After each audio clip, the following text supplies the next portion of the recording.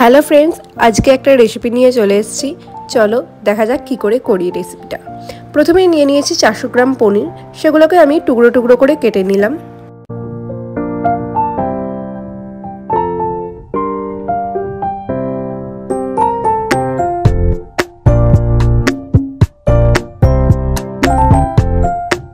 প্রথমেই দেখে নিই ইনগ্রিডিয়েন্টসে কী কী আছে।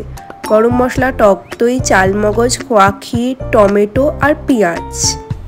প্রথমেই দিয়ে দিচ্ছি দুপলা তেল কড়ার মধ্যে। এবার তেলটা গরম হয়ে গেলে আমি পনিরগুলোকে লাল করে ভেজে নিলাম। এবার ওই তেলের মধ্যেই আমি দুটো শুকনো লঙ্কা ফোড়ন দিয়ে কাঁচা পেঁয়াজগুলোকে দিয়ে ভেজে নিলাম। এবার আমি টমেটোগুলো দিয়ে দিলাম এর মধ্যে। এবার কাজু বাদাম অল্প, চালমগজ অল্প আর একটুখানি নুন দিয়ে ওটাকে নেড়ে চেড়ে আমি ঢাকা দিয়ে রাখলাম।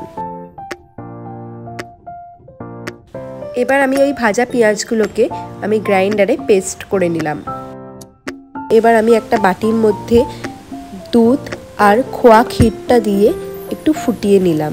ফুটিয়ে আমি একটা পেস্ট টাইপের করে নিলাম। এবার আমি কড়ার মধ্যে দুপলা তেল আর ঘি দিয়ে গরম মশলাগুলো দিয়ে দিচ্ছি।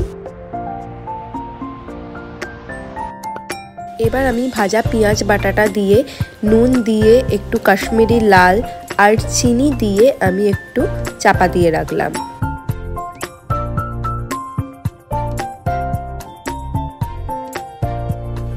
এবার ফেটানো টক দইটা দিয়ে দিলাম আর ভাজা পনিরগুলোকে দিয়ে দিচ্ছি। এবার কিছুক্ষণ পর খোয়া ক্ষীরটা দিয়ে দিলাম আর শাহি পনির মশলা দিয়ে দিলাম। তো তোমরা আবার কেউ ভেবো না যে আমি এটা অ্যাড করার জন্য দিলাম, আমার কাছে এটা বাড়িতে ছিল এভারেস্টের, তাই জন্য এটা আমি দিলাম। এরপর আমি টমেটো কুচি আর একটু কসুরি মেথি আমি দিয়ে এবার লাস্টে আমি বাটার দিয়ে একটু ঢাকা দিয়ে রাখলাম। এবার 5-10 মিনিট পর আমি ঢাকাটা খুলে দেখতেই পাচ্ছ প্রায় আমার রেডি। এবার আমি একটা বাটিতে তুলে সার্ভ করে দিলাম। আমি ফ্রেশ ক্রিম দিয়ে আর একটা ধনেপাতা দিয়ে গার্নিশ করে দিলাম।